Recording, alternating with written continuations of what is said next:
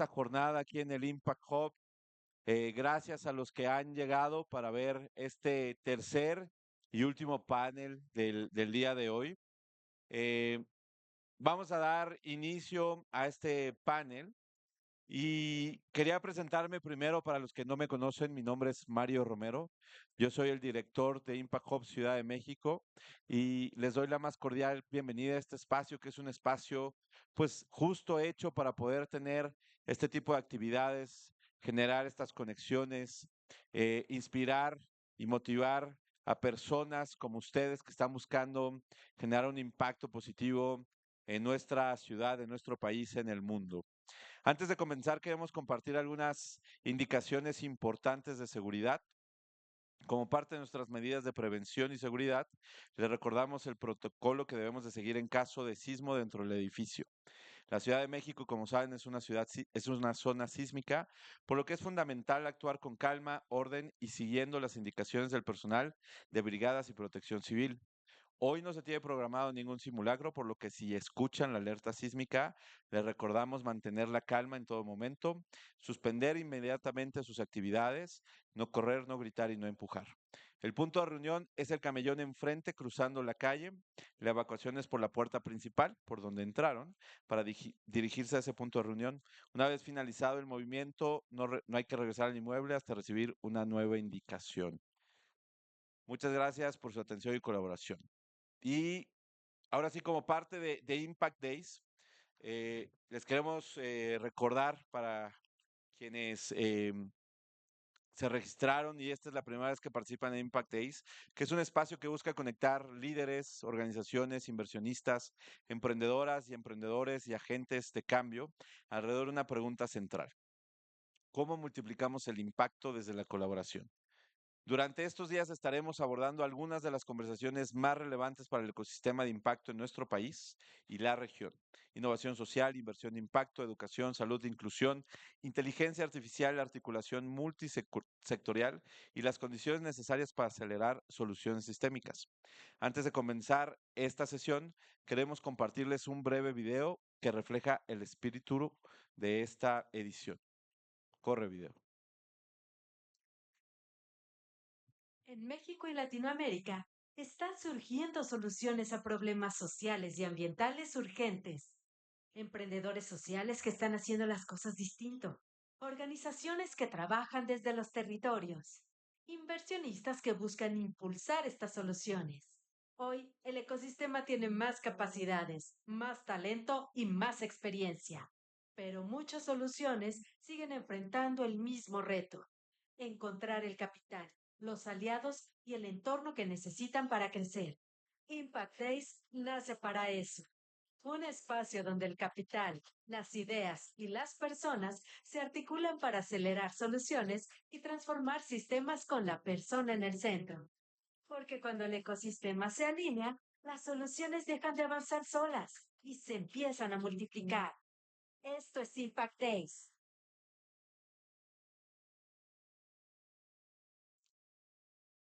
Y ahora para iniciar con esta siguiente sesión, Alimentar un planeta en crisis, soluciones para hoy y mañana, me gustaría presentar a quien estará moderando la misma. Le invito a Miguel Gallo, que es Investment Officer de Impact Ventures, a tomar el escenario. Bienvenido, Miguel. Gra- Gracias a todos por acompañarnos y les voy a pedir a Vane Bello, Principal de SP Ventures, y a Lau Ortiz, Managing Partner de Regenera Ventures, que nos acompañen, que ellas son las dueñas del show de hoy.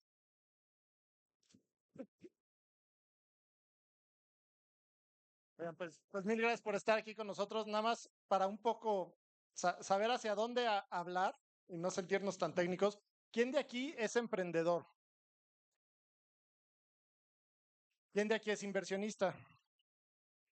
Vientos. ¿Y quién de aquí está aquí por el puro gusto del tema? Padrísimo. Yo creo que es todos, pero no, buenísimo. Tenemos más emprendedores, así que saquen las carteras. Bien.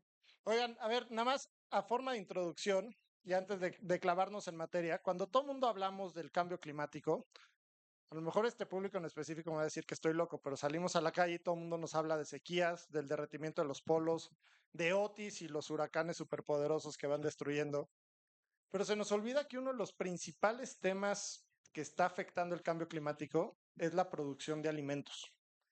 Y este tema es algo importantísimo porque si tomamos en cuenta que la población va a crecer cerca del 20% en los próximos 22 años, pero se va a incrementar 50% la demanda de alimentos, pues nos levanta una gran preocupación, ¿no? Y entonces, un poco, más les quiero compartir 5 o 6 datos que me volaron la cabeza cuando estábamos empezando a preparar el panel, y es lo que nos trae aquí. Y es, en 2025, 266 millones de personas experimentaron inseguridad alimentaria aguda. Esto es casi el doble que hace 10 años. Por primera vez en la historia de la humanidad pasaron 2 hambrunas simultáneas. En 2025 se conformaron por el World Food Program en Gaza y Sudán. Los niños, para los que les interesa la primera infancia, pagan la factura más cara. Nada más en 2025, 35.5 millones de niños sufrieron desnutrición aguda, incluyendo cerca de 10 millones con desnutrición aguda severa. O sea, like.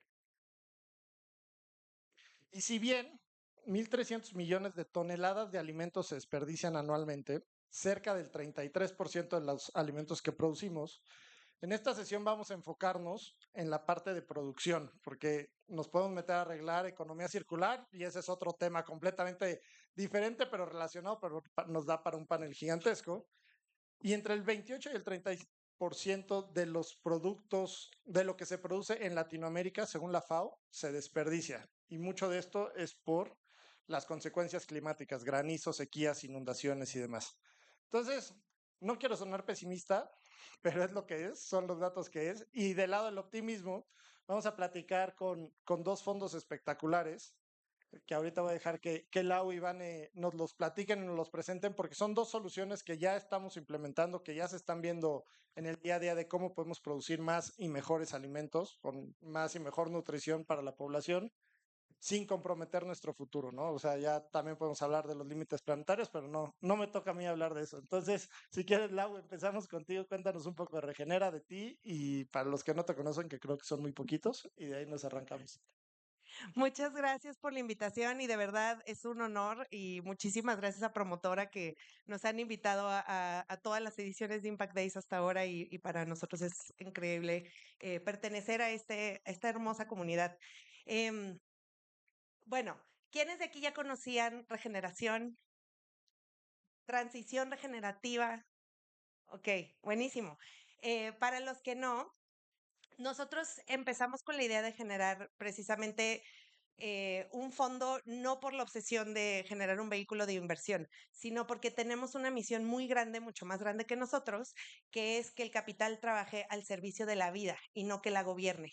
Y cuando empezamos a traer eso a la práctica, empezamos, la empresa SBX MX hace más de 12 años, en donde precisamente lo que hacíamos era educación de inversión de impacto y todos los cambios de paradigma de inversión que se necesitaban.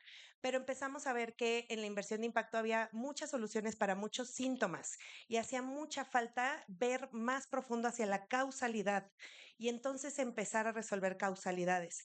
Y cuando empezamos a ver causalidad nos dimos cuenta que no había posibilidad de tener salud en una sociedad cuando un ecosistema está enfermo. Y de ahí empezamos a ver que la salud ecosistémica tenía todo que ver con cómo manejamos nuestros ecosistemas y de ahí obviamente el sistema alimentario es central, ¿no?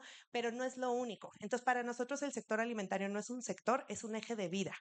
Y a partir de ahí, con muchísimo aprendizaje de qué funciona y qué no pues, en todo el mundo rural mexicano y en todo el sector de alimentos, fue que fuimos aprendiendo y descubriendo que ya había muchos regeneradores. Entonces ya existen un montón de regeneradores. Nosotros no venimos a imponer la regeneración de una manera como top-down, sino a ser socios de los regeneradores locales.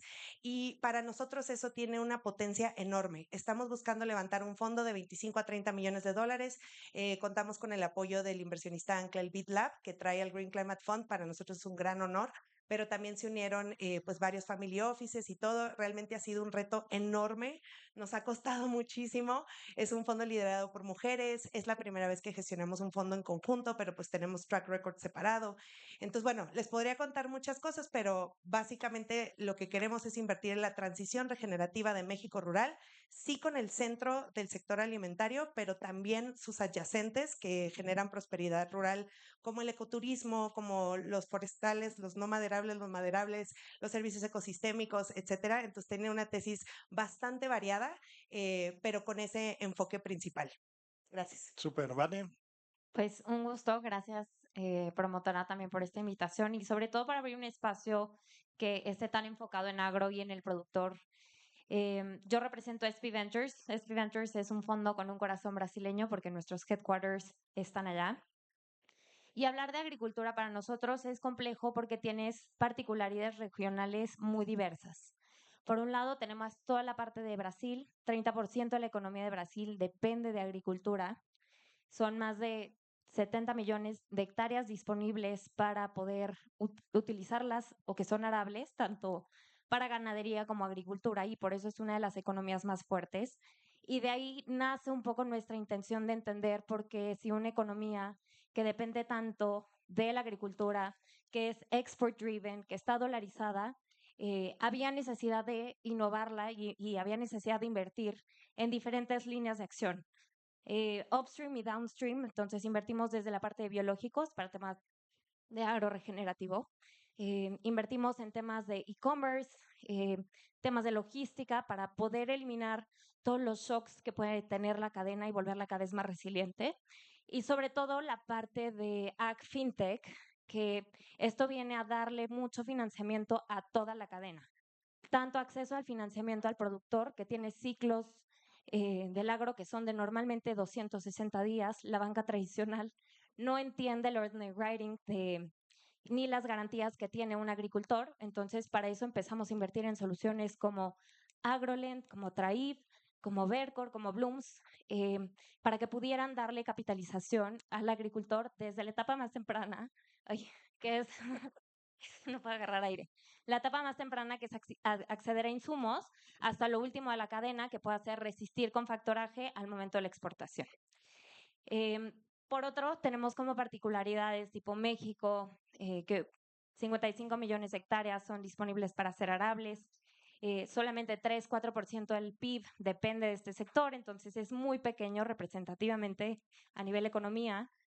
Y tenemos otros casos como Bolivia, Paraguay, que tienen otras complejidades, que son economías tropicales, que no tienen tema de descanso de tierra, porque las soluciones que suceden normalmente en Europa, en Estados Unidos, en Canadá, no son adaptables a nuestras tierras tropicales. ¿Por qué? Porque la tierra no descansa.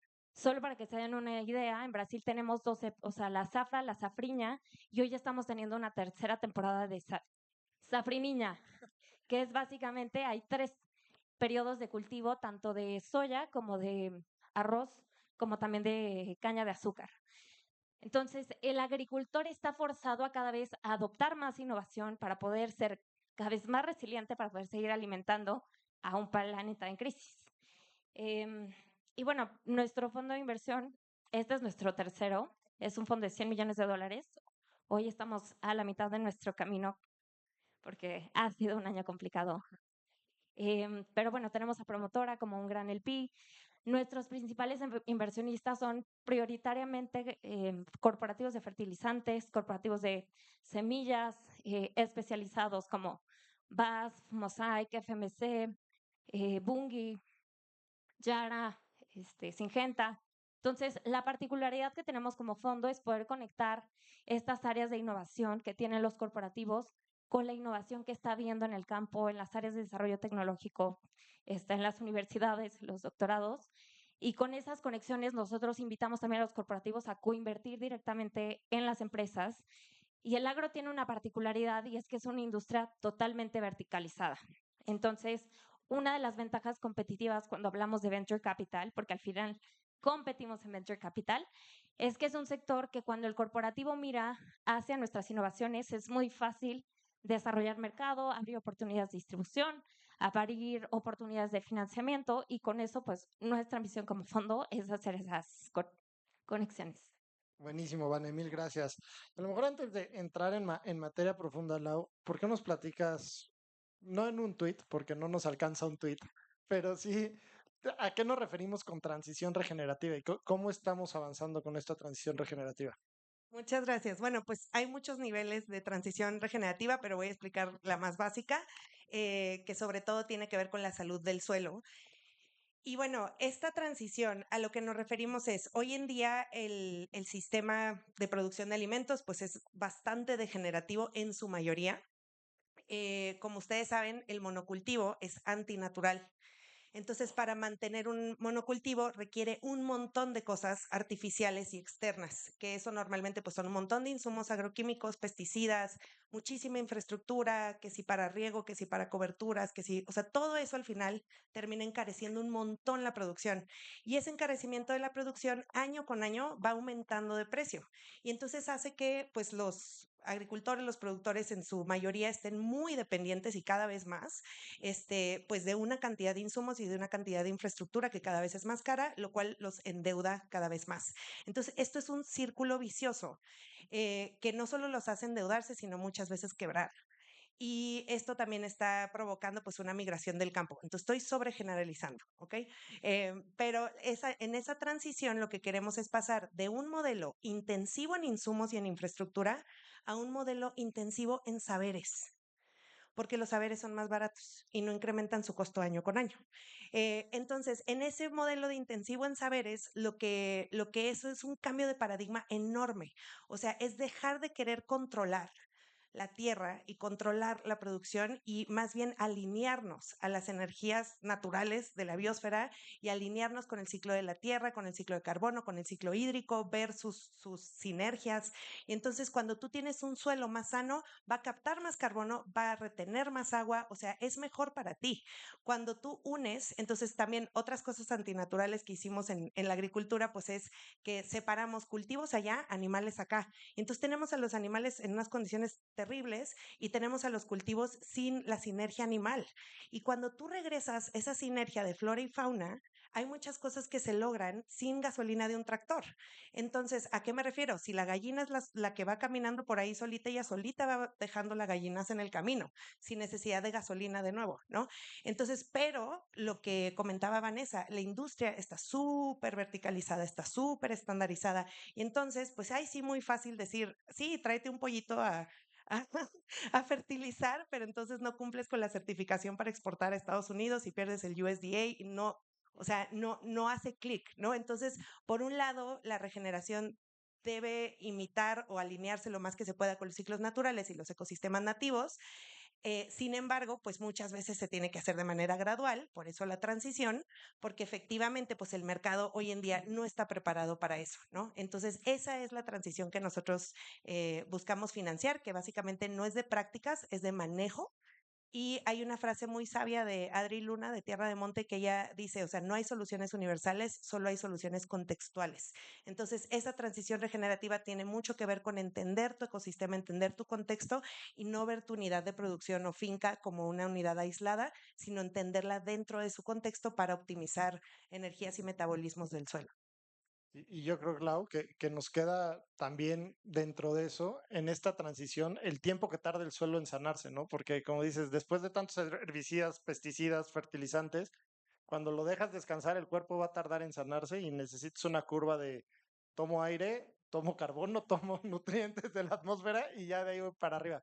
Y a lo mejor, Vane, eso nos conecta con ustedes y todo lo que están haciendo en la parte de biológicos. Por un lado es estos biológicos, cómo ayudan en la producción, cómo están ayudando a sanar el suelo.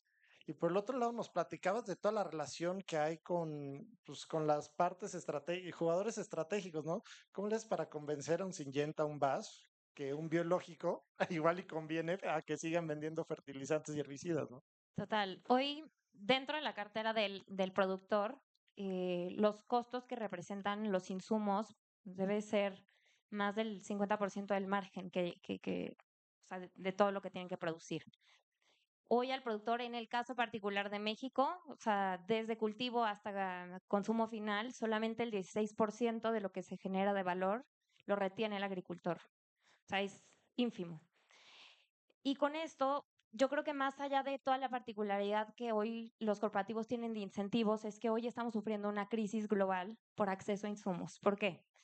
Primero, o sea, la guerra ha impactado el acceso a los NPKs. Entonces, el tema del estrecho de Hormuz, que principalmente Irán y toda la parte de Medio Oriente son los principales productores de fertilizantes o NPKs. Por el otro lado, la crisis entre Estados Unidos y Rusia también viene a disminuir la disponibilidad de fertilizantes y otro tipo de agroquímicos. Entonces, hoy Latinoamérica es totalmente dependiente de la importación de insumos, que son básicos para poder hacer agricultura. Solo para que tengan una idea, México importa 70% de sus fertilizantes, entre amonia, fósforo, o sea, nitrógeno, etcétera. Brasil es un poco más resiliente, ellos solamente importan 40%, Guatemala el 80%, y así me puedo ir con todos los países, ¿no? Entonces, hoy hay una insuficiencia a nivel Latinoamérica para atender y acceder a estos insumos. ¿Y qué decir del grano? Que la gran mayoría, tanto de grano y semilla, viene tanto la parte genética como de economías desarrolladas, como puede ser Europa, como puede ser Estados Unidos. Brasil ha sido muy avanzado y ellos mantienen su propia genética, pero eso nos convierte también en una desventaja a nivel región. ¿Y qué es lo que está pasando con el agricultor? Entonces, hoy comienza a ver los insumos biológicos pues, cada vez más atractivos. ¿Por qué? Porque hoy acceder a mi fertilizante tradicional me cuesta 150% más. Y si de por sí recibo solo el 16% de todo lo que me va a costar, pues el incentivo está a poder empezar a migrar hacia nuevos insumos. Entonces, hoy hay nuevas categorías como son tanto inoculantes, tema de crop protection, fungicidas, que de alguna forma ayudan y promueven también la adaptación de la planta, la nitrofixación, y lo pueden mezclar con otros fertilizantes, reduciendo también la proporción de insumos químicos que tienen que utilizar. Pero también sigue siendo para el agricultor un poco difícil y complejo ver el impacto directo, o digamos, de un ciclo a otro, el beneficio que tiene. ¿Por qué? Porque justo lo decías, la tierra ya está pues muy contaminada. Un caso que estábamos viendo ahorita, por ejemplo, es el tema de los insecticidas. Hoy prácticamente funciona el 15% para matar o para poder ver los cadáveres de diferentes tipos de plagas, ya sean masticadores, ya sean pulgones y otros tipos de plagas en plantas. Y el problema justamente es eso, ¿no? O sea, hoy, si el agricultor sigue utilizando insecticidas, porque por las dudas, porque no sabe si va a venir o no va a venir una lagarta o un pulgón, pues él lo tiene que hacer porque lo que quiere asegurar es tener el mayor porcentaje de producción disponible para pues él poder tener una ganancia. Y el problema es que hoy no están habiendo tantas soluciones biológicas para esos sectores como tan específicos como son los insecticidas. Hemos visto un par, por ejemplo, Semion Bio, que ayuda como a la planta a poder como hacer más fuerte su sistema de defensa, pero también otra complejidad que tienen los insumos biológicos, y esto es a nivel regional, solamente Brasil tiene como que un beneficio porque lleva como 30 años a la delantera del resto de la región, y es que no hay tantos registros ni hay tanta comprensión por parte de los reguladores para entender cómo funcionan estos insumos biológicos.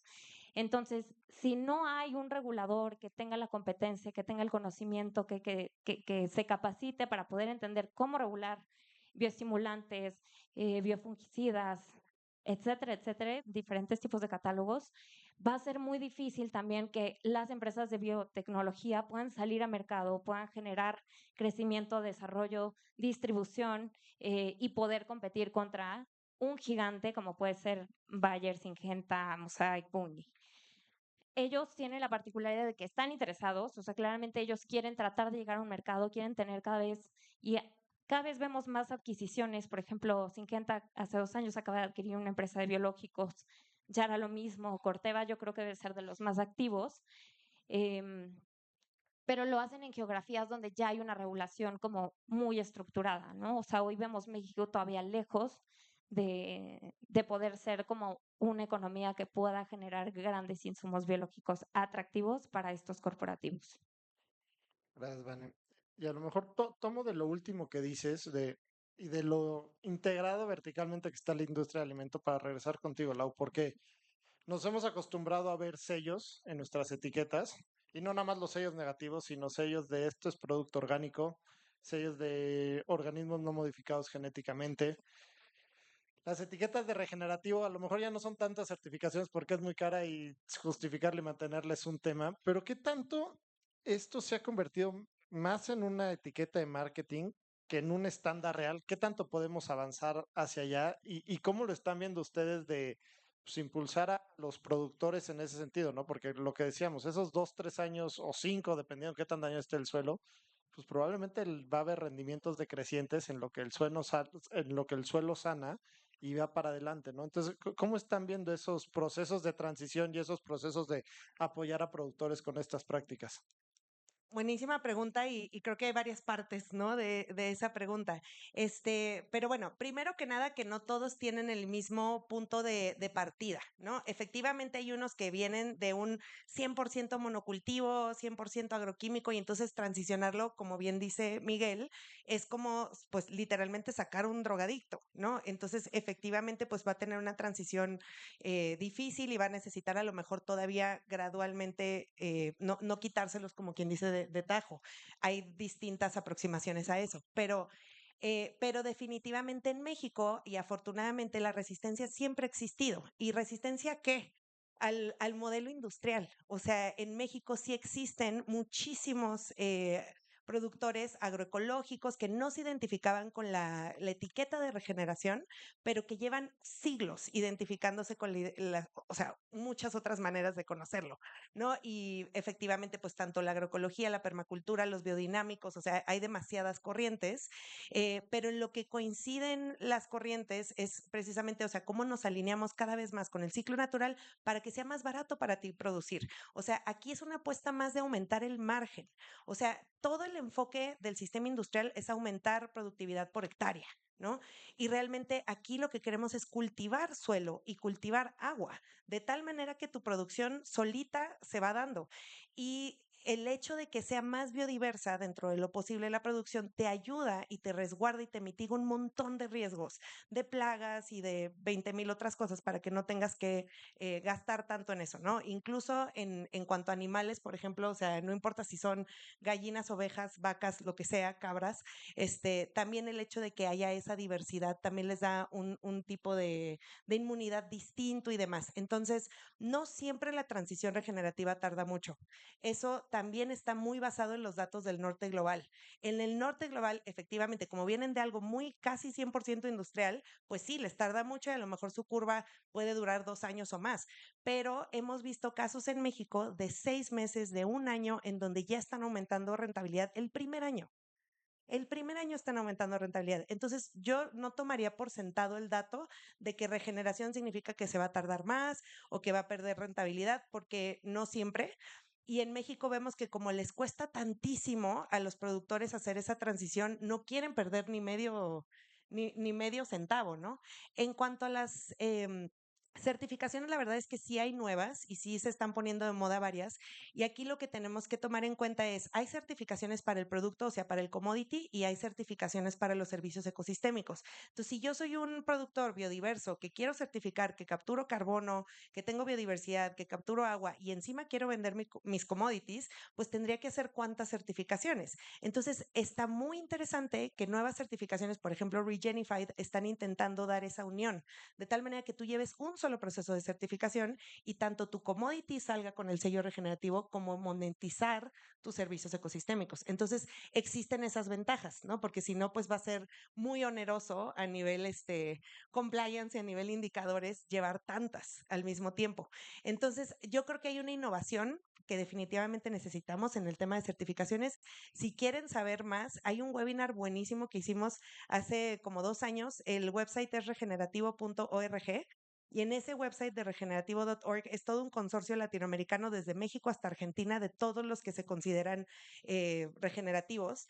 Y ahí viene un webinar específico de las certificaciones, el costo versus el beneficio y varios debates. Hay académicos, hay productores, hay todo. Y ahí sí estaban los brasileños, los argentinos, todos ahí un poco debatiendo las certificaciones. Y también viene un gradiente muy recomendable de regeneración, o sea, a nivel productividad, a nivel trato laboral de los empleados, pues productores, a nivel proveedores, a nivel empaque, o sea, como que viene un gradiente súper útil que les puede ayudar. Ah, no importa. Entonces, bueno, les recomiendo ese recurso, pero efectivamente hay que ver siempre que las certificaciones pues realmente ayuden y traigan valor agregado, más que solamente sean un costo adicional que le impongamos al productor, porque pues lo que queremos es ayudarlo.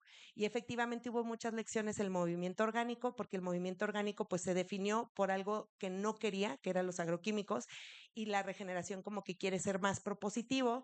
Y sí creo en el riesgo de greenwashing que comentas, o sea, hay un riesgo enorme. En Estados Unidos ya es muy conocido que la definición normal de regenerativo es lo que ellos le llaman cover crops no till, que quiere decir simplemente con tener un cultivo de cobertura y no tener arado, ya con eso es regenerativo, y eso no es. Eso no es regeneración. Entonces sí existen muchos malos entendimientos y efectivamente también hay muchas estrategias de inversión regenerativas que solo consideran la regeneración ambiental sin la parte de la justicia social. Y pues eso no es una regeneración completa, holística, y va a tener un riesgo social importante. Entonces, por eso nosotros pues vemos la regeneración así que en múltiples niveles, pero sí hay muchos riesgos de greenwashing. Gracias. Y me regreso contigo, Vane, porque ahorita hablábamos al principio del lado de, pues, de las grandes agroquímicas del mundo, pero volteándonos del lado de los productores, porque finalmente estas soluciones de biotecnología hoy por hoy llegan más hacia medianos y grandes productores que hacia los pequeños productores, que son los que pueden apostar por estas soluciones.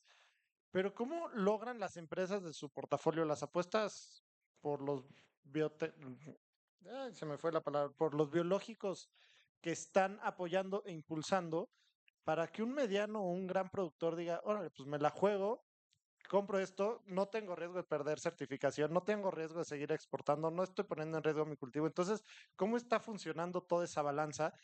Y además digo, un dato que yo creo que aquí nadie desconoce, pero nuestros campos son viejos, en el sentido de que ya la edad promedio de un productor es arriba de 65 años a nivel mundial. Entonces, ¿cómo logras esos cambios con personas que llevan 40, 45 años produciendo de la misma manera, usando los mismos productos, usando las mismas cosas?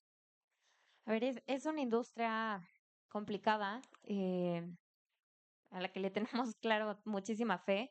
Lo que pasa mucho con el insumo biológico, y quizá va a ser una palabra medio fuerte, pero está muy prostituido para el agricultor. ¿Por qué? Porque toda la vida le han vendido bioestimulantes, biofertilizantes, producidos por alguna fermentadora que alguien tenía en algún campo medio alejado, y con eso, eh, pues sí, les terminan vendiendo gato por liebre, y entonces es una industria que en los últimos años pues ya ha estado muy dañada.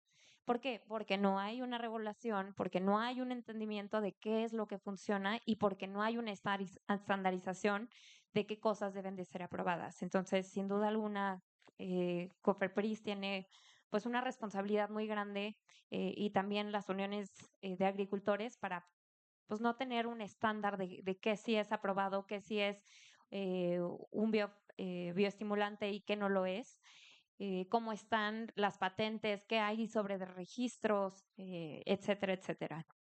Entonces, eso por un lado.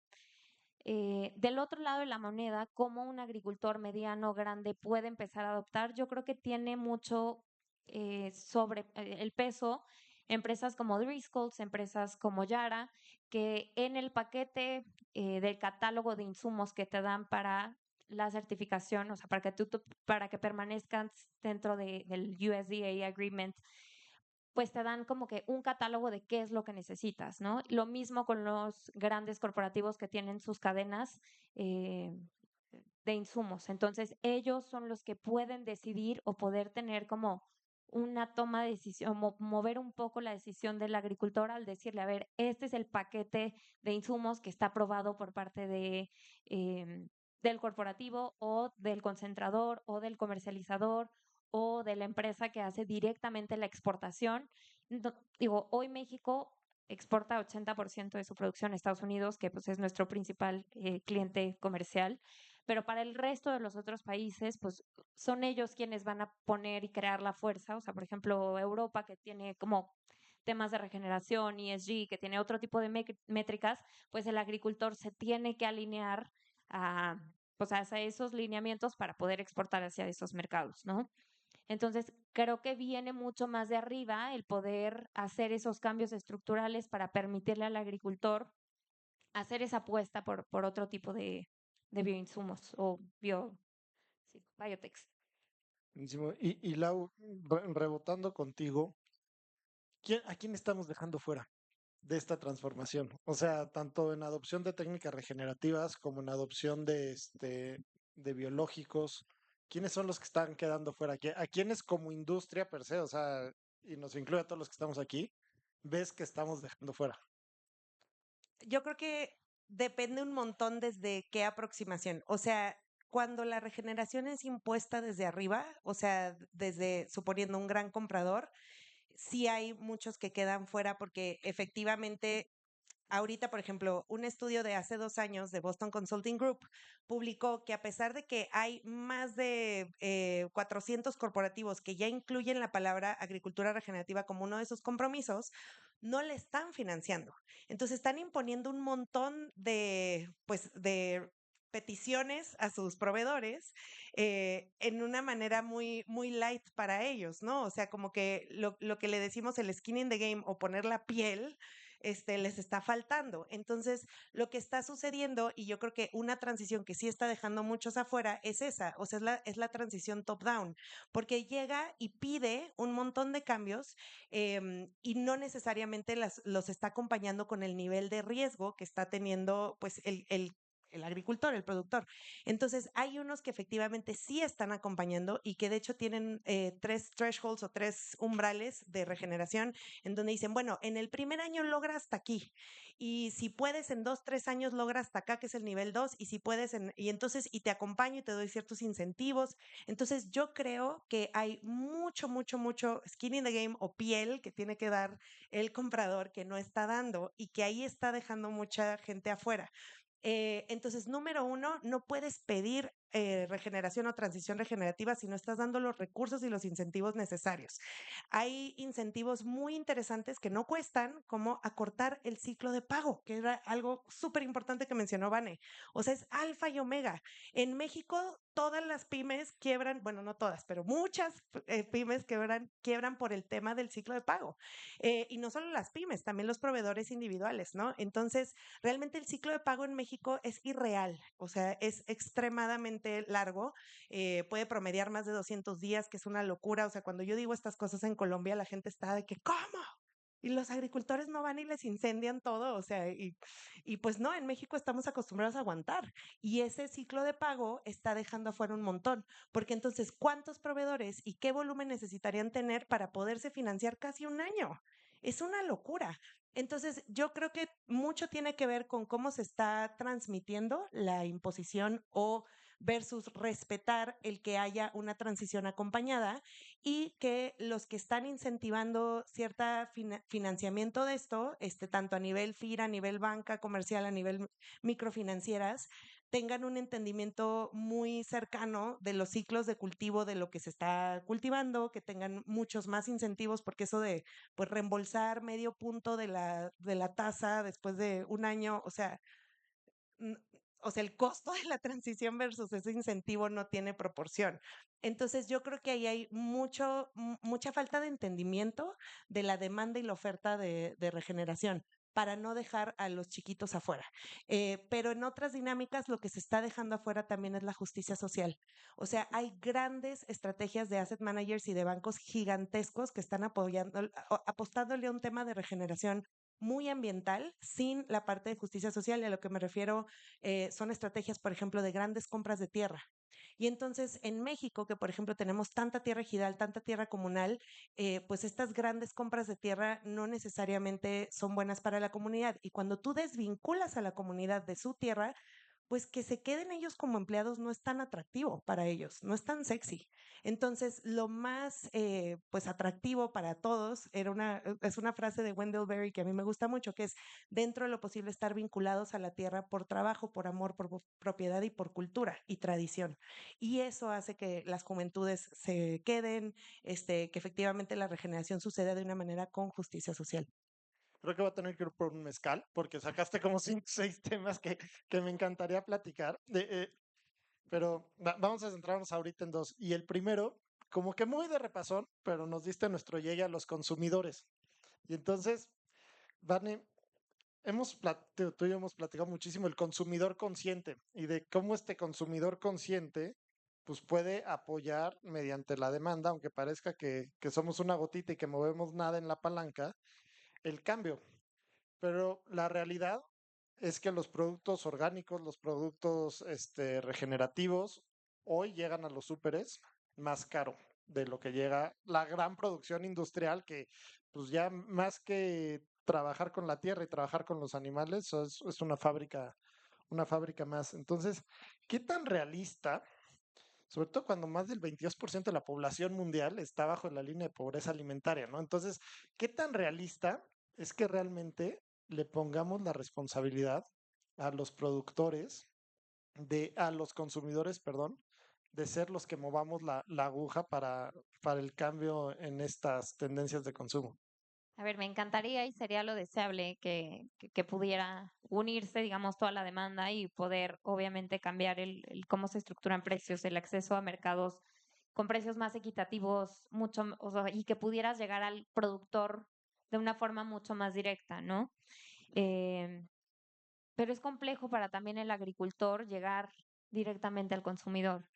Y ahí la verdad, bueno, en el caso de Brasil intentamos en 2017, en 2018 invertir en algunas empresas que democratizaban, digamos, el acceso a mucha producción orgánica, que eran como marketplaces. Y creo que en México hay varias, ¿no? Como Yuna, ay, no me acuerdo. Dilmun justo empezó así, Justo empezó así. pero el mercado le ganó. Y un poco creo que también el problema sigue siendo eso, ¿no? Que dado que no hay capital para el agricultor, también poder resistir a tantos días de pago y sobre todo hasta el consumidor final, pues sigue siendo una tarea titánica, ¿no? No hay financiamiento y digo, aquí veo, bueno, por lo menos conozco a dos agricultores que están aquí, que a veces pareciera ser un amor al arte porque pues no sé si a muchos les ha dado un crédito FIRA, o bueno, o les han aprobado un crédito, es difícil, o sea, es difícil, las garantías son muy complejas y esto no le permite al productor como tampoco estar concentrado en decir, ah, bueno, me voy a la Ciudad de México y ofrezco mis berries que son orgánicas, que están libres de insecticidas o que están libres de otro tipo de químicos a un precio que sea accesible para el consumidor final.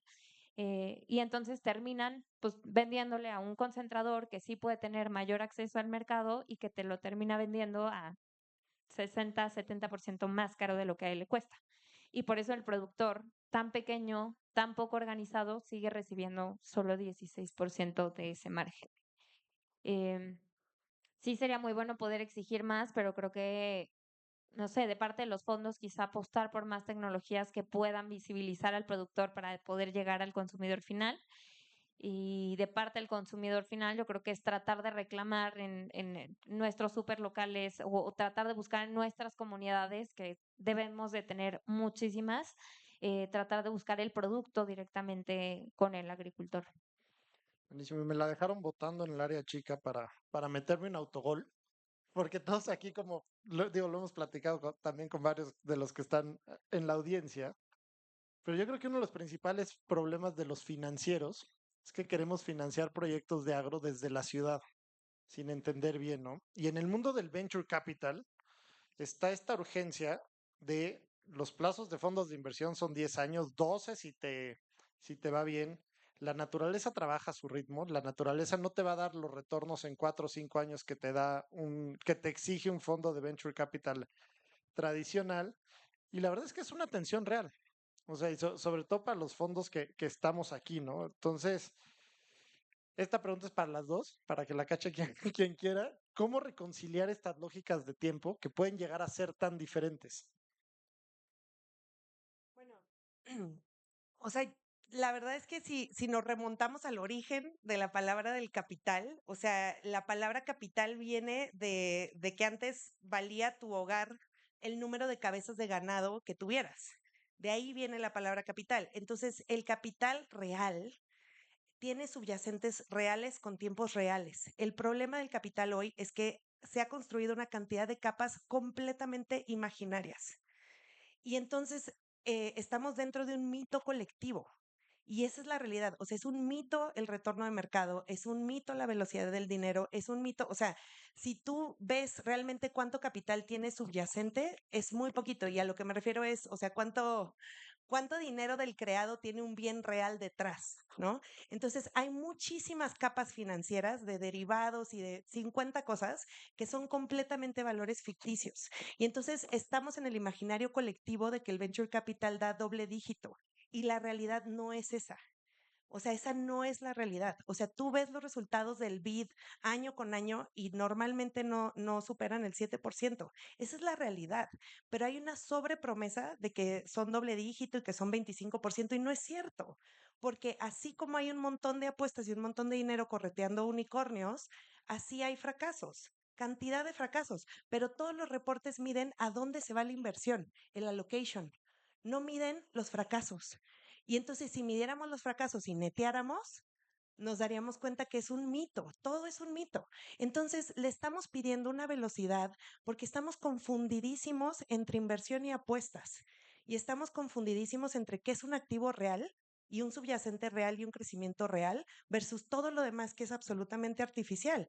Y estamos persiguiendo cosas completamente artificiales, hasta la inteligencia. Y yo creo que urge más que nunca que los tomadores de decisión financiera tengan inteligencia ecológica, porque como bien dijiste, Miguel, entre más llevas a un banquero a meter sus manos a la tierra, le transformas la vida. Le transformas la vida porque normalmente no saben a qué huele una zanahoria recién sacada. Y cuando lo viven, les cambias la vida y empiezan a darse cuenta que es una prisión, la celda de Excel que están viendo, y empiezan a literalmente liberar su mente de esa prisión de la celda del Excel y empiezan a ver lo que es el rendimiento a todo color y el rendimiento en salud y el rendimiento en ríos que se puedan beber. Y eso creo yo que hay pocos tomadores de decisión financiera que lo han conocido hasta ahorita. Pero entre más evangelicemos a que vayan y conozcan y escuchen los ciclos de la tierra, es rentable. La regeneración es rentable, la producción de alimentos es rentable. O sea, no estoy diciendo que no va a tener vulnerabilidades y que no va a tener riesgos, pero nada se va a comparar contra el riesgo de nuestra extinción. Ningún riesgo. O sea, el riesgo de perder nuestros alimentos y el riesgo de extinguirnos no se mide contra nada. Entonces, el mayor riesgo es no invertir hoy en esa transición regenerativa y creo que eso es mucho del entendimiento que se construye yendo al campo, metiendo las manos a la tierra. Ahí solo quisiera agregar desde una visión de Venture Capital que, digo, ya hemos retornado tipo un primer fondo. Sí hay que ser mucho más pacientes, pero también tenemos que tener el PIS que estén más alineados a lo que es nuestra tesis, que entiendan que un ciclo de cultivo tiene un ciclo natural que es afectado por variables naturales, que lo que hay que hacer es mitigar todos los riesgos. Yo creo que el agro es el que está más expuesto a riesgo cambiario, riesgo de precio de commodities, riesgo sequías, el niño, la niña, o sea, a todo. Entonces, algo que tanto los fondos que estamos especializados en este sector, tanto como aquellos que quieren hacer como sus primeros leaps of faith, de empezar a invertir en agro, porque sienten también esta urgencia de invertir en algo que nos ayude a permanecer como humanidad, hay que entender lo que es la disciplina y sobre todo la disciplina en valuaciones. Hoy veo varios venture capitals, sobre todo en Estados Unidos, en Europa, invirtiendo a valuaciones que son irreales. ¿Y qué es lo que va pasando? Un biotech que tiene un ciclo natural de 10, 15 años para poder tener mercado, poder tener manufactura, poder crecer a gran escala, va a requerir más de 15 años para poder tener un evento de salida, ya sea en adquisición, fusión, IPO, como tú lo quieras ver. Y el problema es que hoy para nosotros creo que el grande reto es que con estas tendencias tan de impacto, las valuaciones se están yendo fuera de proporciones que el mercado puede tener eventos de salida. Entonces hay que ser como muy, muy disciplinados. Entonces nosotros cuando ya vemos preserie semilla de biotechs que se van arriba de 15, 20 millones de dólares y no tienen ni siquiera producto, va a ser difícil para nosotros poder justificar porque le vas a presionar al emprendedor a que siga creando mercado cuando no hay tampoco inversionistas que están invirtiendo en la serie A o en la serie B, ¿no? Entonces, eso es algo que para nosotros ha sido una lección muy fuerte. O sea, hemos tenido pues muchos write-offs, tristemente, porque el mercado tiene escasez y no hay tanto interés porque hoy el atractivo está en un AI company, creando agentes y que sea un solo founder versus invertir en tecnologías que puedan salvar al agro, ¿no? Entonces, no sé, dejar eso también como una reflexión de la importancia de ser disciplinados para AgTech en VC. Vale, me contestaste como 5 preguntas que te iba a hacer ahorita, pero déjame, me quedo con 2. La primera es, ¿qué tipo de métricas le están compartiendo a sus inversionistas no estratégicos para convencerlos? O sea, más allá de que se están levantando el tercer fondo, ya retornaron un primero, pero además de lo financiero, ¿cómo los están convenciendo? Esa es una, pero te quiero decir las dos porque si no se me va a olvidar con la pasada. Y la otra es un problema que estamos viendo, por lo menos de este lado y en etapas muy verdes con los biológicos, es que los grandes estratégicos, luego, más que pensar en comprar la startup, piensan en comprar la solución. Entonces, ¿cómo logras una salida de una startup cuando es, oye, pues en lugar de comprarte a ti biológico SAPI DCB, voy a comprar la solución que desarrollaste, quédate tú y quédate más bien como un laboratorio de R&D hacia adelante y a ver quién es el nuevo que te compra la solución? O sea, creo que hay los dos caminos y cada uno se tiene que evaluar con una estrategia de salida muy distinta, ¿no? Eh, Hoy para una empresa de biológicos que quiera atender un mercado de forma directa, tiene que levantar series cada vez más grandes porque él tiene que manufacturar, distribuir, comercializar, gerenciar equipos de venta y, bueno, competir directamente contra gigantes que tienen todo el presupuesto para poder competir, ¿no? Entonces son empresas que se vuelven muy intensivas en capital. Y ahí viene el por qué algunos emprendedores se van por el camino de los royalties, porque a veces es más fácil querer vender la forma en donde quizá yo me quedo con solo 15 o 12% del pastel, pero te cedo mi tecnología. Y cada vez hemos visto más modelos de royalties, pero también son difícilmente VC backables, ¿no? Porque realmente ya no es tan atractivo como un modelo de escalabilidad para quedarte con tan poca proporción. Entonces, no sé, creo que cada caso se va analizando poco a poco y se va haciendo esa comparación. Bueno, eso como que por un lado, y ese es el grande reto que nosotros tenemos como en el análisis de cada una de las empresas. Para convencer a inversionistas que quizá no están tan familiarizados con el sector, a ver, yo creo que el agro sí tienes bastantes riesgos, pero por el lado de Latinoamérica, o sea, es la tierra más fértil y lo que hoy queda disponible para poder alimentar al mundo. Hoy Brasil, con los productores que tiene, alimenta más de 2 billones de personas. Y esa métrica, tipo, si fuera México, ahorita no la tengo muy presente, pero el punto es, Latinoamérica como región es fértil, tiene incentivos, tiene capital humano disponible. Hoy yo creo que otro de los retos más grandes que sufre el agro es que ya no hay mano de obra. Entonces tú vas a los campos en Estados Unidos y todo el mundo está invirtiendo en robótica porque no hay mano de obra disponible y la que hay tiene unos costos que son altísimos y ya no les dan los retornos. El agro en Latinoamérica es muy poco subsidiada, o sea, menos del 4% de la producción está haciendo o recibiendo un subsidio directamente de algún gobierno. Y eso forza al agricultor, no solamente en México, no solo en Brasil, sino en general, a ser export driven. Entonces, gran parte de esos cultivos se van a otros países y eso es lo que nos trae cierta estabilidad, porque ante crisis locales, que vaya que tenemos bastantes, quienes tienden a soportar todas estas volatilidades, sobre todo las cambiarias, que son las primeras que nos afectan, tiende a ser el agricultor por la ventaja que tiene cambiaria porque recibe todo pues en dólares u otro tipo de moneda. Entonces, ahí se vuelve muy atractivo para un inversionista convencional entender como un mercado que representa 30% en Brasil, 70% en Paraguay, 70% en Bolivia, es tan atractivo para poder tener como la seguridad del retorno de un VC en los siguientes 10 años. Muchísimas gracias. Ya les prometo, esta es la última que hago yo y les paso para hacer unas 2 o 3 preguntas desde la audiencia. Pero a ver, venimos platicando de dos aproximaciones diferentes hacia el mismo problema. Si lo ponemos en blanco y negro, una es aprovechar la sabiduría de la naturaleza, la otra es aprovechar la inteligencia del hombre y la ingeniería que ha podido desarrollar, pero para tarde o temprano converger. Aquí les pregunto, ¿ustedes ven algunos tipos de proyectos donde de plano no se vayan a hablar? ¿En cuáles son en los que son más complementarios y en cuáles son más bien tangenciales de, oye, te acompaño en un proceso y, y ya de ahí nos part ways, ¿no? Entonces, se las dejo para que nos platiquen, para aterrizar un poquito más ya a un caso práctico de todo esto que hemos platicado.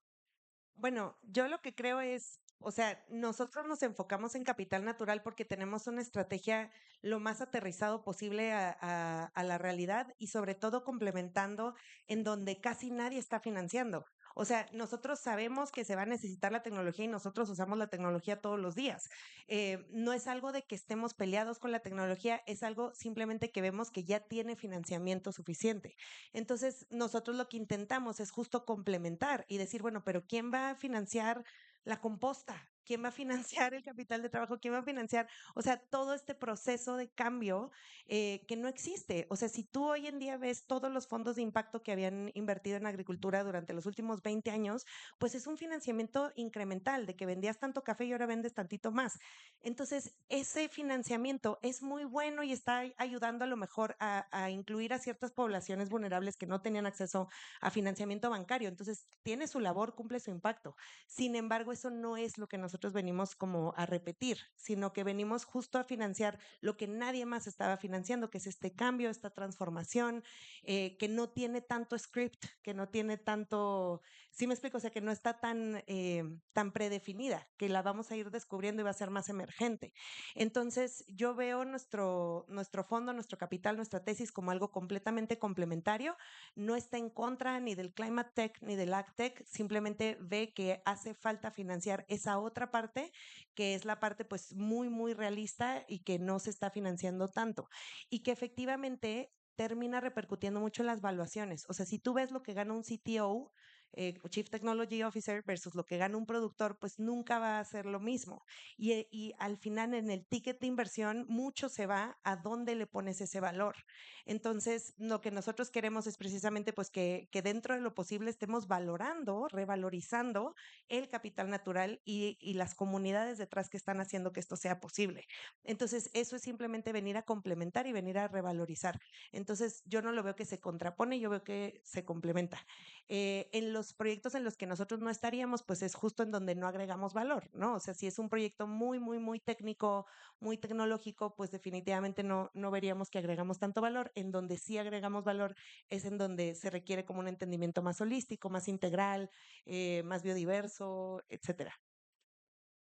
Yo en nuestro caso, por ejemplo, de este tercer fondo invertimos en una empresa agroregenerativa que se llama Produciendo Certo, que acompaña a los corporativos a poder medir toda la parte de agroregenerativa y a cada uno de los productores con los que trabajan en su cadena les dan, digamos, como el paquete que deben de seguir para poder llegar a las métricas que el corporativo está pidiendo y pues así obviamente vender tema de venta de carbonos, biochar y digamos, muchas otras variables que les están integrando. Entonces, creo que se complementa mucho, o sea, sin duda alguna, obviamente, lo que nosotros estamos viendo, la dolencia del agricultor es ya sabe y se da cuenta que estar moviendo el ganado cada tantos metros, pues obviamente le ayuda a tener un suelo cada vez mucho más fértil y entiende naturalmente que la naturaleza no puede estar totalmente industrializada. Entonces, hoy vemos al agricultor cada vez más abierto a utilizar prácticas regenerativas, no solamente para aumentar su productividad, pero porque ve como una salud en la longevidad de su suelo, porque eventualmente quiere un día poder heredarlo y que las siguientes generaciones, o sea, yo creo que no debe haber ningún agricultor que piense que él quiere acabarse y puede servir a todo el mercado, como que siento que son bastante conscientes con la tierra, con el trabajo del campo, que saben que quieren heredar también un futuro mejor. Entonces, sí, se complementa mucho el capital. Buenísimo. Ahora sí, abrimos a preguntas antes de cerrar, pero mil gracias por esta masterclass, Vane y Lau. Entonces, no sé, aquí no están. Hola, ¿cómo están? Mario Burgos, soy consultor de finanzas regenerativas. Yo sí veo dos grandes tendencias que empiezan a converger, como decías, Miguel.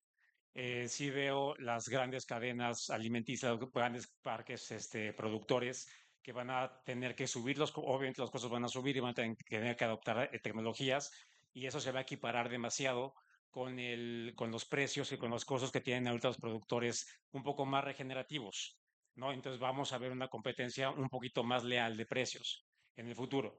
Pero en estas dos grandes tendencias también veo que los mismos que están quedándose de lado ahorita o de fuera van a seguir siendo los mismos. El pequeño productor, el pequeñito que no tiene los volúmenes, que no tiene la capacidad, que no tiene la gobernanza, que no tiene todo esto. Entonces me gustaría entender desde su perspectiva, posiblemente los tres, cómo ven que los fondos de inversión o cómo estos instrumentos financieros van a empezar a evolucionar en algún momento en el futuro para generar estrategias conjuntas para atender esos segmentos y sí entrarle directamente a la producción pues de base, ¿no? Porque ahorita los medianos están atendidos, no tanto problema, los grandes se van a transicionar, pero los chiquitos van a quedarse allá afuera, ¿no? Que sigue siendo chamba pues de la parte filantrópica hasta ahorita. Si me Gracias. dejan, yo cacho esta, porque tenemos una empresa en el portafolio que justo busca eso, ¿no? Se llama Good Sam. Nada más puedes encontrar los productos en Whole Foods en Estados Unidos. Pero lo que ha construido la marca es, yo vendo café, chocolate, nueces y snacks de fruta, pero todo se lo compro a pequeños productores. El 80% se produce entre México y Colombia, más en Colombia que en México, el otro 20% en Kenia y Etiopía, y algo de Brasil.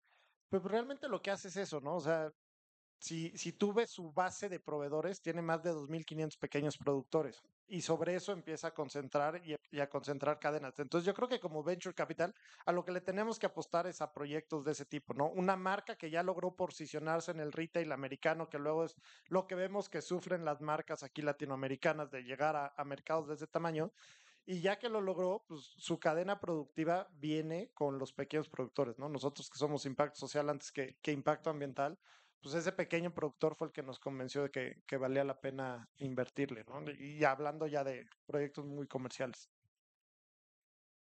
No, y yo creo que hay muchas maneras de abordarlo. O sea, una aproximación que le llaman, a veces le llaman el landscape approach o ay, ¿cómo se dice en español?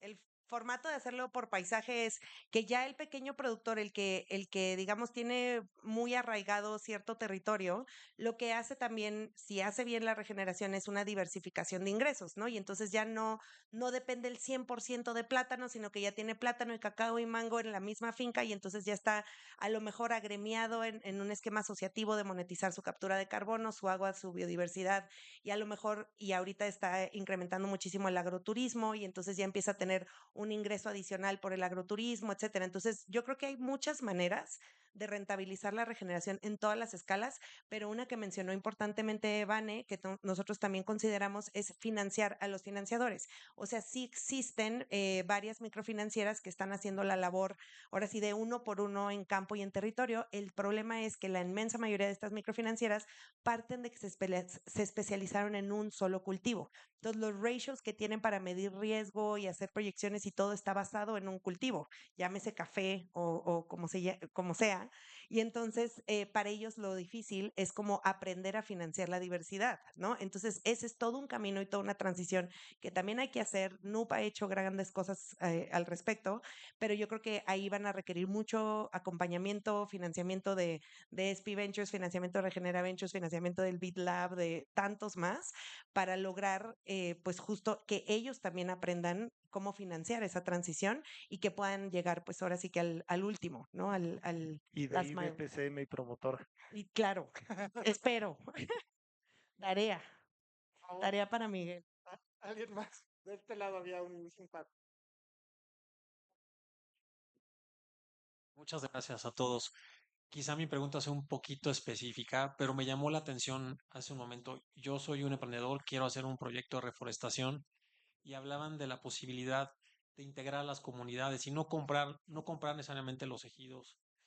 Pero ¿cómo garantizas en un proyecto de reforestación que va a largo plazo dejar en manos del ejido la propiedad, puesto que a mí me da mucho pendiente que se ofrece algo y luego pues se tiene que garantizar por años de que ese bosque va a permanecer y los ejidatarios o los ejidos pues no siempre lo ven así. O sea, ellos, si se les llega a rentar, pues a lo mejor al término del plazo, pues lo llegan con una máquina y lo quitan.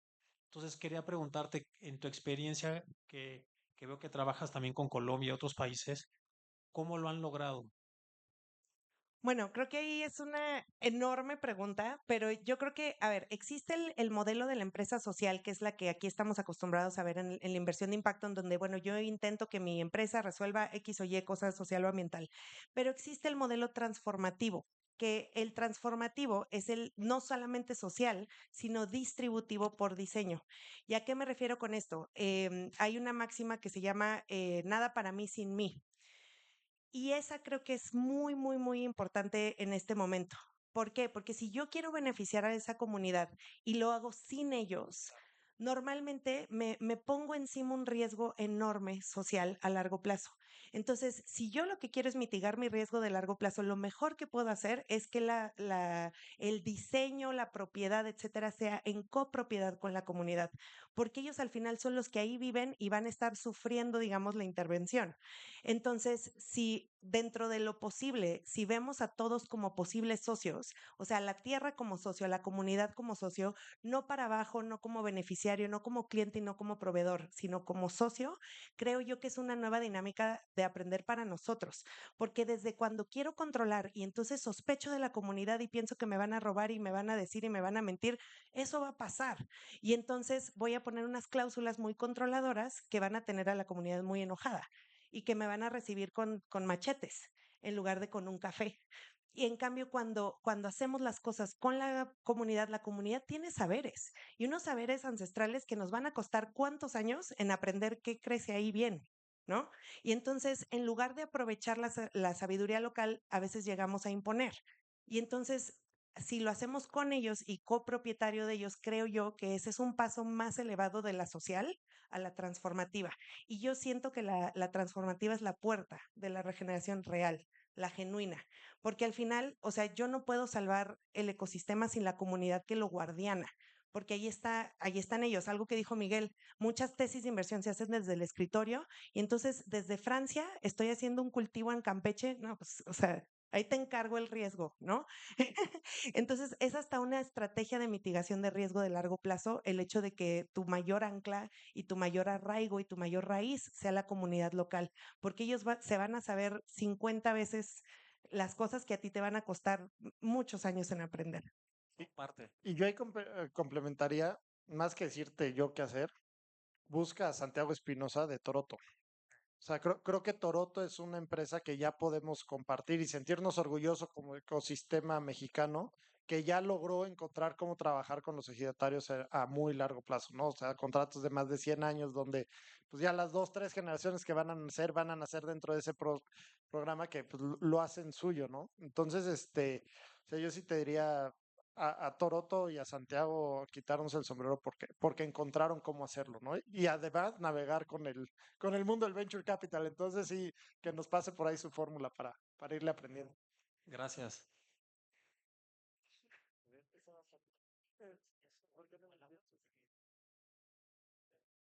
Gracias. Marisa Cuevas, fundadoras de Microterra. Increíble panel, me encantó la visión, el idealismo, Lau, me voy muy así, y me encantó lo pragmático de Vanessa también, es como, sí, pero esto es la realidad y esto es lo que vemos, ¿no? Sí está muy difícil lo del campo, no se habló mucho también del layer de el narco, pero sí se habló mucho de traer el futuro hacia el corto plazo, ¿no? Y todo el cortoplacismo del dinero y cómo el dinero aquí funciona. Eh, Me preocupa el cambio climático.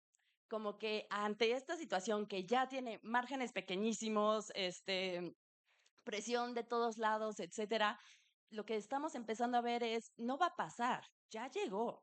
Y a los que más va a afectar son a los agricultores. Y nuestro sistema alimenticio depende de esos ciclos. Granizos en febrero, en marzo, ya después de la floración, estamos perdiendo un montón de cosechas.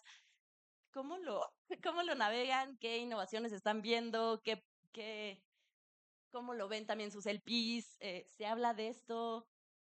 Un poquito ahí, holístico. Gracias.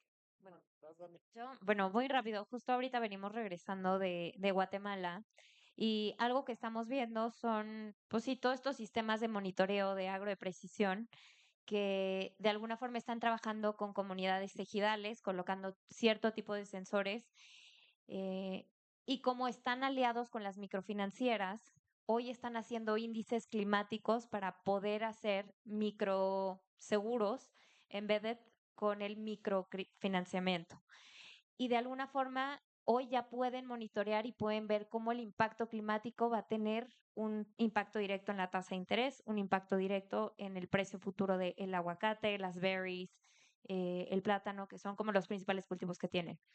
Entonces, hoy estamos viendo justo como AI, ¿no? Está convergiendo en la traducción de todos estos datos que el campo tiene, o sea, salud de suelos, procesos de irrigación, procesos de crecimiento, muchos temas como de computer vision para entender el crecimiento natural de las plantas y que hoy todas esas variables de data se están traduciendo en cómo va a impactar también a la parte del microfinanciamiento y hacer más resiliente también al muy pequeño agricultor. Entonces te puedo decir, esas son las soluciones que hoy estamos viendo siendo aplicadas, que hoy estamos tratando de apostar cada vez más. Pero bueno, seguramente también hay más. Déjame te hago un centro, Lau, porque para que remate súper bien. Pero ya llegó el cambio climático, pero la realidad es que todo lo regenerativo, y Lau lo va a explicar mucho mejor que yo, sí es una solución inmediata para el cambio climático. Yo les puedo contar, un primo tiene huevo de pastoreo y carne regenerativa y demás. Es vecino literal de cerca con La Redonda, en Querétaro. Cuando llegan las lluvias del verano, te paras en la cerca y del lado de La Redonda ves los ríos de agua y toda la erosión. Del otro lado no se ve una gota de agua, porque ya lograron con la regeneración en 4 o 5 años de trabajar el rancho que la tierra infiltra el agua, ¿no? Como debe ser. Entonces, ahora sí, Lau, era Sí. nada más poner un ejemplo así de práctico, porque sí, sí se puede, ¿no? Justo, o sea, creo que un dato poco sabido es que la biodiversidad es nuestro mejor seguro de vida. Y la biodiversidad al final es quien maneja realmente el clima. Entonces, a veces, como que, o sea, perdemos el piso y se nos olvida que los árboles es nuestro aire acondicionado natural y que lo mejor que podemos lograr es esa resiliencia climática gracias a la regeneración. Se empieza por la salud del suelo, pero de ahí hay muchas capas más para llegar a la salud ecosistémica, pero la regeneración sí cambia el clima. Sí modifica el clima, empezando por el microclima. Y se empieza sobre todo en la rehidratación de paisajes. Entonces, algo que está sufriendo gravísimo México es la degradación de suelo, como bien mencionó Miguel.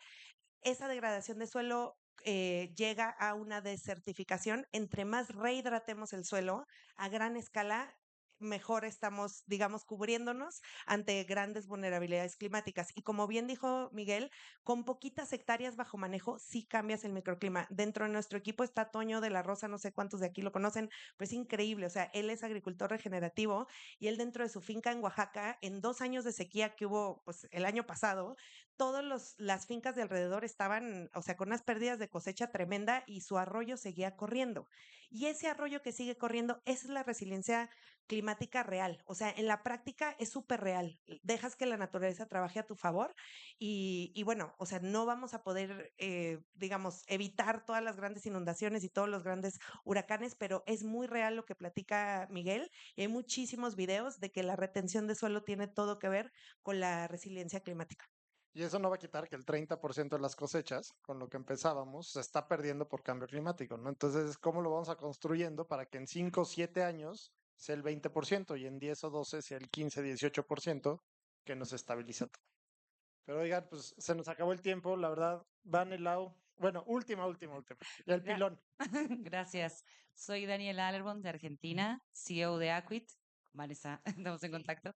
Y bueno, me encantó la mesa, espectacular, brillante. La verdad que aprendí un montón y quería compartirles. Yo en Argentina, en un momento, ahora tengo una startup, pero participé de la Secretaría de la Presidencia de la Nación, de Secretaría de Asuntos Estratégicos, y desarrollamos un eco-token, un token de servicios ecosistémicos.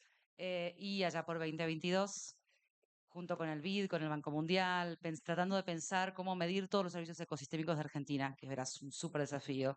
Y les quería preguntar, yo ahora estoy en otro rubro, pero me da mucha curiosidad entender cómo entiendo que la IA hoy en día debe haber mejorado muchísimo esa posibilidad de cómo entender esos servicios ecosistémicos, cuál es el flujo dependiendo de cada tipo de tierra y demás, y cómo eso se puede incorporar a los proyectos como una manera superadora en relación con los bonos de carbono. A ver, o sea, es una pregunta muy compleja, pero sí, o sea, hoy vemos cada vez empresas aplicando metodologías de inteligencia aplicada eh, para poder tener, por ejemplo, en el área genética, poder hacer secuenciación de formas cada vez mucho más eficientes, poder hacer identificación de patógenos cada vez más rápido. Y yo creo que en eso va convergiendo la innovación eh, del AI aplicado a otras tecnologías.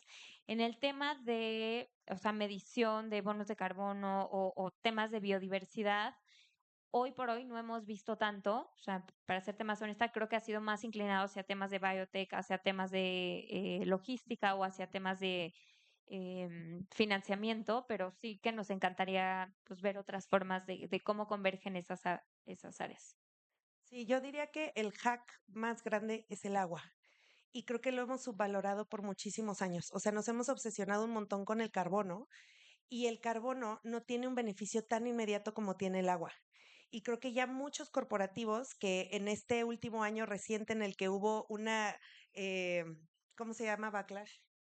Un retroceso en el financiamiento de todo lo ambiental y todo lo verde, pues se vio muy reflejado en la falta de financiamiento a lo mejor en ciertas compras de carbono, pero lo que todos los corporativos ahorita les superurge para ayer es el tema de agua.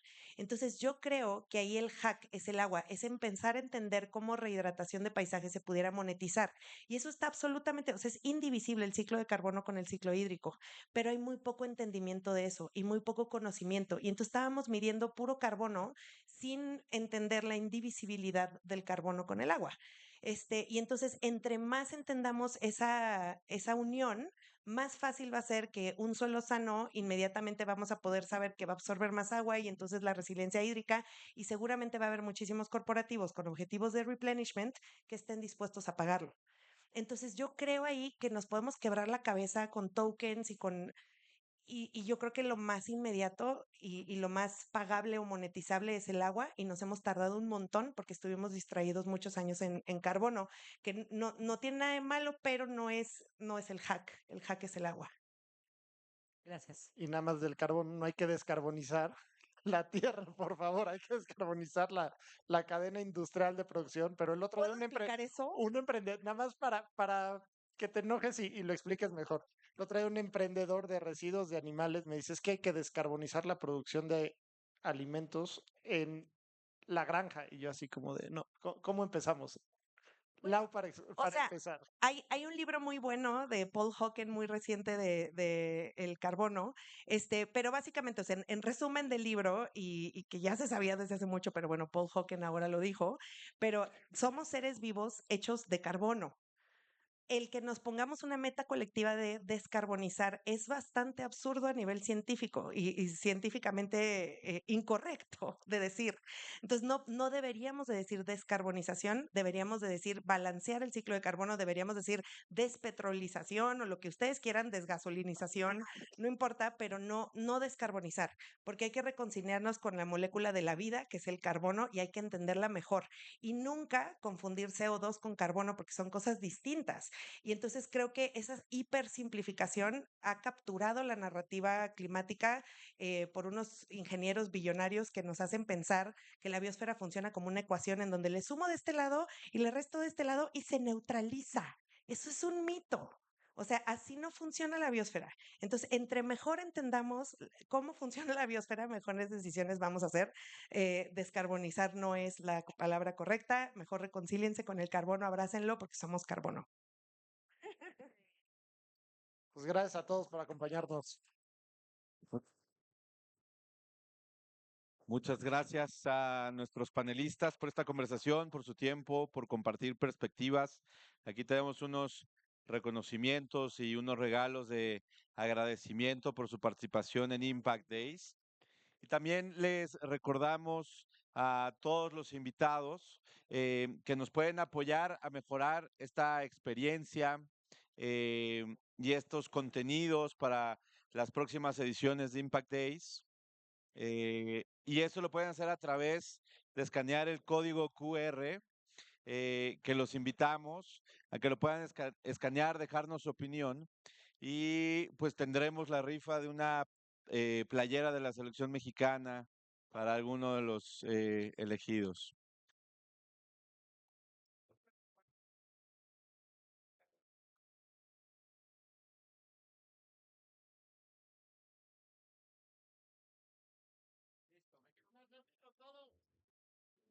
Gracias nuevamente por ser parte de Impact Days.